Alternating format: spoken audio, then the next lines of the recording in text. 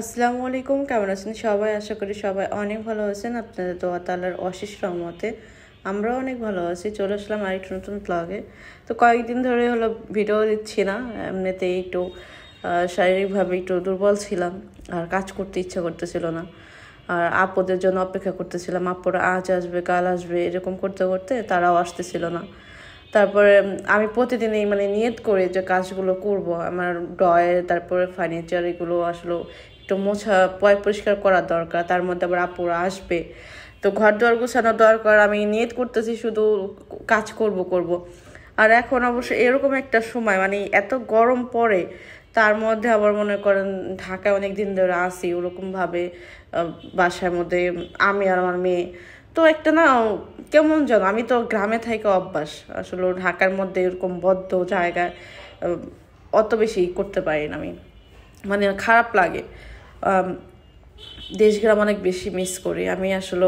বদ্ধ জায়গা এক জায়গায় আপনারা কিন্তু আমার যারা ব্লগ দেখেন নিয়মিত তারা কিন্তু জানেন আমি কিন্তু এক জায়গায় বসে থাকার লোক মেয়ে না।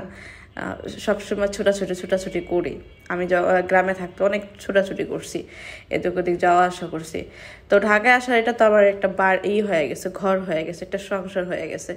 এখন এই সংসার রাইখা এক জায়গায় যাওয়াও যায় না। তার মধ্যে আবার চিন্তা থাকে যে এটা রাইখা যাবো, এটা রাইখা যাবো, এটা নষ্ট হয়ে যাবে, এটা নষ্ট হয়ে যাবো। একটা চিন্তা চলে আসে যে বাসা ছাইরা যদি যায় তাহলে অনেক জিনিস গুছাই রাইখা যাইতে হয়।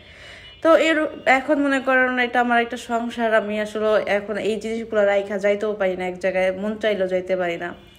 তো সারাক্ষণ বাসায় থাকতে হয়, টুকিটাকি কাজ, না হলে খাওয়া দাওয়া, মেয়েকে নিয়ে করা, খেলাধুলা করা। তো আমার আসলে মনে করেন শহর বললে তো ওই বের হইলেই মনে করেন 1,000-2,000 টাকা শেষ হয়ে যায়। কিভাবে শেষ হয় বুঝিই না, এরকম অবস্থা। এই জন্য ঘরেই বসে থাকি, যে ঘর থেকে বের হইব না, টাকাও শেষ হবে না। তো এরকম একটা অবস্থা। যাই হোক, সবাই অপেক্ষা করতেছেন কখন ভিডিও দিব। তো ভিডিও দিচ্ছি না, এই কাজ কামে এরকম এই মন মানসিকতা একটুখানি মুড অফ থাকে, কাজ করতে ভালো লাগে না, একা একা থাকি এই জন্য। তো আপুরা চলে আসবে, এই জন্য ভাবলাম আসলে আপুরা যেহেতু আসবে তখন আইসা কিন্তু আপু আবারও মনে করেন চিল্লাপাল্লা করবে যে কাজ করি নাই কা। তারপরে একটা কাজের আপা তো আছে, সে কাজ করা যায়, এই জন্য মনে করেন আরও বেশি সুবিধা পেয়ে গেছি যে ঘুমাই আর খাই। আপা হলো কাজ করা যায়, আর আমি মনে করেন ওরকম কাজ করি না। তো যেহেতু বাসায় ফাংশন আছে, তো এই জন্য হলো পরিবারের সবাই মিলেই হলো একটা করবে, কাবিনটা করবে। তো এই জন্য আমার বাসায় তো লোকজন আসবে, তো সেই কারণে ঘর দুয়ার একটা গুছানোর একটা ব্যাপার স্যাপার আছে। আর আমার অবস্থা দেখেন, আমি শুয়ে বয়ে খেতে খেতে আবার মোটো হয়ে গেছি, অবস্থা খুবই খারাপ হয়ে গেছে গা। কিছু করার নাই কে, এটাই হলো জীবন। কিছুদিন শুকাবো আবার মোটা হবো, এইভাবেই হলো জীবন চলবে।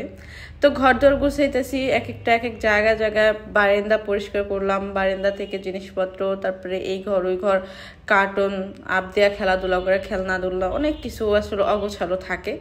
তো সেইগুলো আজকে আমি একদম টোটাল করবো, এদিক ওদিক থেকে সব কিছু একদম গুছাবো। আর আমার আসলে ফাঁকা জায়গা বেশি পছন্দ, বেশি জিনিসপত্র আমার অত বেশি পছন্দ না। তো আমি যথেষ্ট পরিমাণ চেষ্টা করতেছি, কিন্তু আসলে সংসার এমন একটা জিনিস, হাজার জিনিস কিনলেও মনে হয় এটা নাই ওটা নাই, এটা লাগবে এটা লাগবে। এটা আসলে মেয়ে মানুষ এইগুলা করেই থাকে। আর সংসার এটা যত না যতই দিবে তত বলবে যে নাই নাই নাই। আর সংসার আসলে এইরকমই।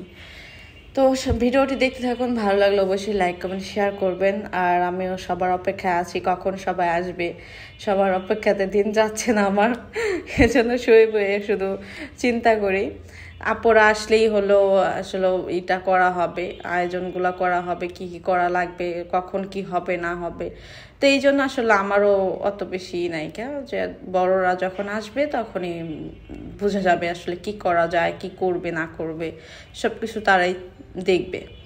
তো আমি আমার ঘরের কাজগুলো, সংসারের কাজগুলো যতটুকু আমার দায়িত্ব আছে ওইগুলো আমি আসলে পরিষ্কার করে রাখি। তো ভিডিওটি দেখতে থাকুন, ভালো লাগলে অবশ্যই লাইক কমেন্ট শেয়ার করবেন।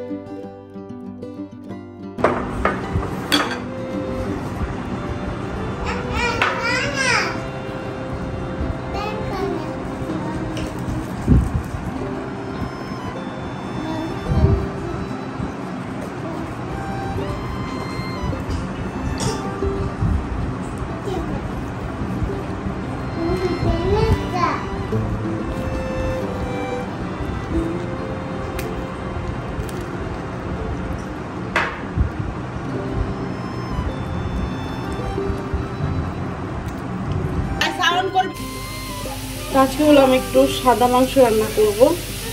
এখানে পেঁয়াজ নিয়েছি। হ্যাঁ মা, এখানে মাংসটা পরিষ্কার করে দিব। হ্যাঁ আম্মু, সব বুঝতে পারছি। যাও, কাঁচামরিচ, লবণ দিয়ে দিচ্ছি, রাঁধুনি গরম মশলা, যেটা আমাদের সব ধরনের মশলাটা আছে, দিচ্ছি দিচ্ছি।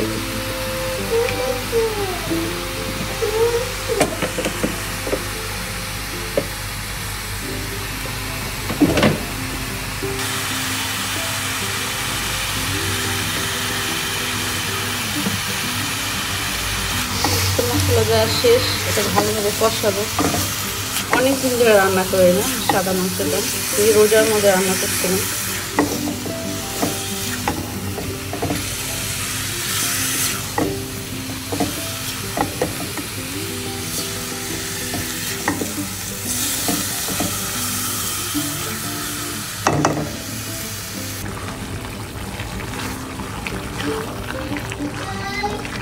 তেলটা অনেক কম দিচ্ছি, এই জন্য দেখতে পাচ্ছেন তেল দেখাই যেতেছে না।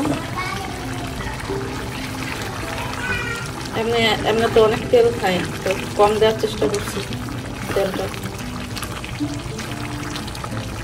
যখন মাথায় থাকে তখন কম দিই। অনেক সময় হয় কি এমনিতে দেওয়া ফেলে পরে মনে পড়ে যে এত তেল দেওয়াটা ঠিক হয় না।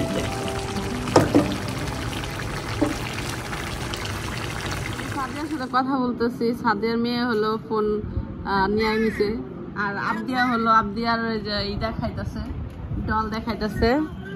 দুজন শুরু করে দিয়েছে। আমাদের দুই বান্ধবী একটু কথা বলতে দিব, তাও দিতেছে না। কেমন কথা দেখ, কেমন শুরু করে দিছে মাইয়ারা।